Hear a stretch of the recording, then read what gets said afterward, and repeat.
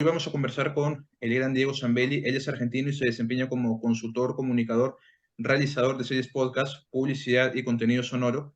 Además, es docente y facilitador y realizó un proyecto de podcast para el Consejo Latinoamericano de Ciencias Sociales, más conocido por sus siglas CLACSO. Diego lleva 30 años como realizador, labor que inició a sus 17 años, y 24 como docente en nivel superior, labor que inició a los 23 años. Buenas tardes, Diego. Bienvenido.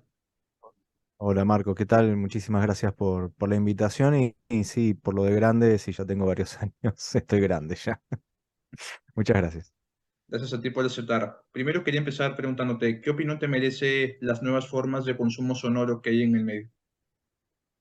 Y son espectaculares, me parece que por un lado potencian a la radio, digamos, cuando empezamos a hablar de la radio y la convergencia con las TIC, con las tecnologías de la información y la comunicación allá por finales de los 90 más a principios de los 2000 quizás, ya ahí se notaba que más que quitarle terreno a la radio, más bien le iba ampliando el campo radiofónico.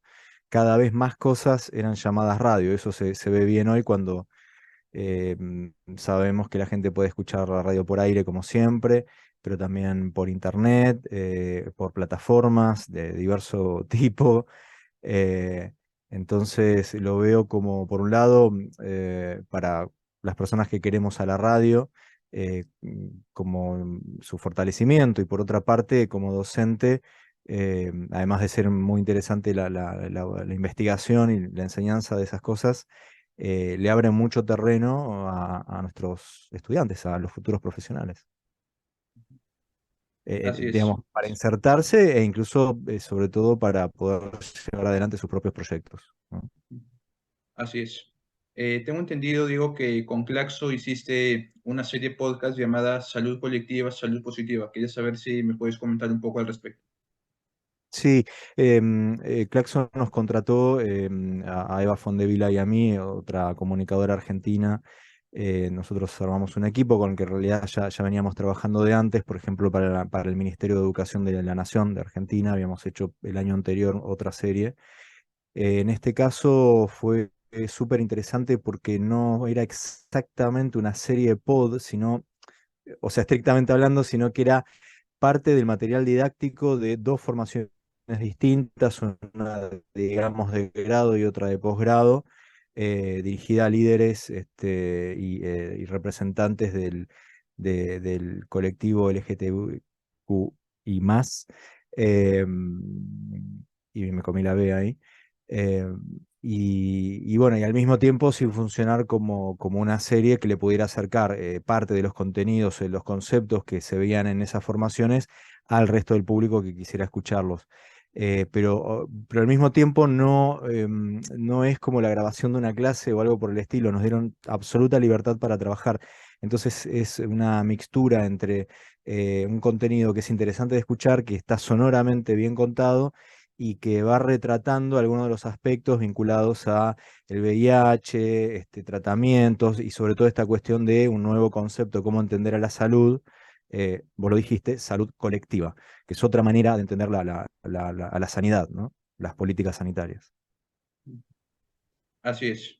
Ahora quisiera pasar un poco siguiendo con el tema radio, mejor dicho, ¿cuál es la ventaja diferencial que tiene, en su opinión, el medio, a diferencia de otros medios como la televisión o como, no sé, los medios como la televisión o el cine? Sí, sí, un poco volviendo a tu primera pregunta. En realidad ya me parece que no podemos pensar en un medio o en una plataforma o en contenidos. O sea, estamos inmersos en un ecosistema, donde es verdad que hay algunos medios que ya vienen con, digamos, en más larga data, pero conviven, coexisten e interactúan y articulan con nuevas formas de producir, distribuir y consumir contenidos sonoros o audiovisuales. En mi caso, lo que yo más trabajo es lo sonoro. Recién hablábamos de una serie de pod, podemos hablar de audios sociales, audiolibros, en fin. Y, mm, y lo que creo es que es un momento magnífico donde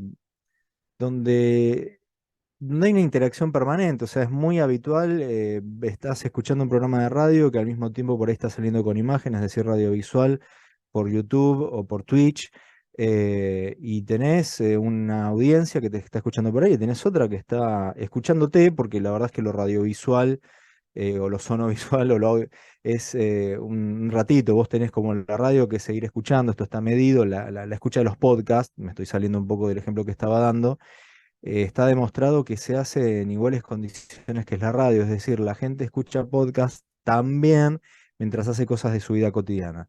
Volviendo a lo que estaba diciendo, te estoy escuchando al aire o por Twitch, igual estoy trabajando, manejando o estudiando, por lo tanto voy a estar escuchándote, tenemos que seguir pensando en que el sentido se juegue en lo sonoro, pero cada tanto si hay algo que me llame la atención, voy a mirar la pantalla, unos segundos o un minuto, y luego voy a seguir con mi rutina, no puedo dejar de trabajar para mirarte 2 horas. Em, Después, qué sé yo, tenés programas que están saliendo por ahí por una radio de aire, vuelvo a insistir, y mientras tanto te plantean una encuesta que la completes en Twitter o en Instagram o en YouTube. Vas levantando los mensajes de la audiencia que antes llegaban, bueno, si nos vamos al inicio de la radio, o estaban en la radio o no llegaban por carta. Este, ahora llegan por las propias redes sociales con las que se está interactuando mientras estamos al aire. Y además no es solamente una cuestión de interacción, sino que también las incorporás a la producción. O sea, ya no podemos pensar un programa de radio o de televisión o de lo que vos quieras en solitario. Ya estás sabiendo que cuando salís al aire tenés que ir disparando determinados contenidos por redes sociales, frases destacadas de la entrevista, foto del entrevistado, enlace a la web o lo que sea de lo que se esté hablando en ese momento. Obviamente, si estás radiovisualizando, el zócalo con el nombre del entrevistado y el entrevistado en pantalla si es que está en vivo y si no una foto. Después termina el programa y vos continuás el vínculo con la audiencia hasta la siguiente emisión. Entonces, no podemos pensar en compartimentos estancos, sino y ni siquiera en la cuestión transmedia, sino en esta cuestión del ecosistema, donde por ahí de una producción, después salen 3 contenidos distintos, porque de ese programa que vos hiciste en vivo, luego sabés que hay una columna y hay una entrevista. Que sabés de antemano que vas a subirlas para ser consumidas a demanda, radio a la carta. Entonces vos ahí te tenés que cuidar de no dejarle marcas temporales, si hay un contexto que sea necesario para entender ese contenido y que el día que salió el programa al aire en vivo, todos los que estábamos escuchando lo sabíamos, pero como va a ser un consumo posterior y vos no sabes cuándo ni quién, incluís ese contexto quizás un poco mayor que en un programa en vivo. Ese es el ámbito en el que estamos trabajando, formando nuevos comunicadores y es complejo, vertiginoso y sumamente interesante. Así estoy de toda la razón. Ya para ir terminando un poco la entrevista, quería saber si tienes algún consejo para quienes deseen dedicarse a la radio o en general a la industria de los medios. Básicamente que realmente conozcan y dominen la especificidad del medio, la plataforma, el tipo de contenido que están produciendo. No es lo mismo hacer un programa de tele, no es lo mismo hacer un live en Twitch, no es lo mismo hacer un programa de radio de aire que hacer un programa que sale por una radio que es netamente online, una ciberradio, que hacer un pod. Quizás los contenidos que están comprendidos en el ecosistema sonoro sí tienen algunas similitudes que tienen que ver con la materialidad, con cómo contamos a través del sonido. Y eso es lo que debemos dominar, cómo contar, cómo lograr disparar en la audiencia imágenes mentales y que vean aquello que estamos contando, sea una historia de ficción o una noticia. Y eso vale tanto para un programa de radio en vivo como para una serie pod. Em, y lo mismo para la especificidad que tenga, digamos, tenés que dominar los recursos expresivos que tiene cada medio, que tiene cada tipo de contenido, que tiene cada formato o plataforma. Y además, retomando la respuesta anterior, como por ahí estás haciendo una producción que luego va a tener distintas formas de ser distribuido y consumido, también tenés que contemplar las diversas audiencias que están consumiendo ese mismo contenido. No es lo mismo la gente que te escucha en vivo en un programa de radio, la que luego va a consumir un recorte de ese programa por ejemplo, una entrevista a demanda. O la gente que te está consumiendo en vivo, pero por Twitch y no por la radio de aire. Hay generaciones que apenas conocen el aparato de radio, que no pueden distinguir una M de una FM, porque escuchan radio por internet. Entonces, no importa si es de AM o FM, están escuchando la radio. Bueno, todas estas cosas tenemos que conocerlas y comprender las lógicas con las cuales se construyen estos contenidos, porque necesariamente en esta etapa en la que estamos, todo se va a transformar. Podemos ir a la mejor universidad o tomar el mejor curso y realmente aprender un montón y dominar la cuestión, pero necesariamente esas cosas van a ir cambiando porque está todo absolutamente dinámico y cambiante, y por lo tanto tenés que tener el ojo para ver, esto ya no se hace así. ¿Qué se necesita ahora? ¿Qué debo aprender para poder responder a este nuevo requerimiento en los medios o en el mercado laboral, en comunicación, por supuesto? ¿O qué nicho estoy encontrando por esto que acaba de surgir? Entonces, para eso tenés que entender muy bien dónde estás parado y cómo se hacen las cosas.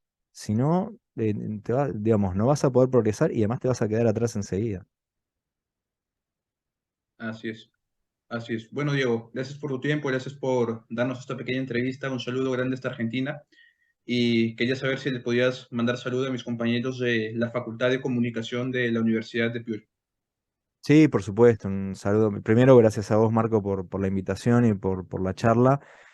Siempre está bueno pensar estas cosas. Y desde ya un abrazo muy grande para los estudiantes de la Universidad de Piura, con quienes ya nos conocemos hace algunos años. Así que muchas gracias y un abrazo.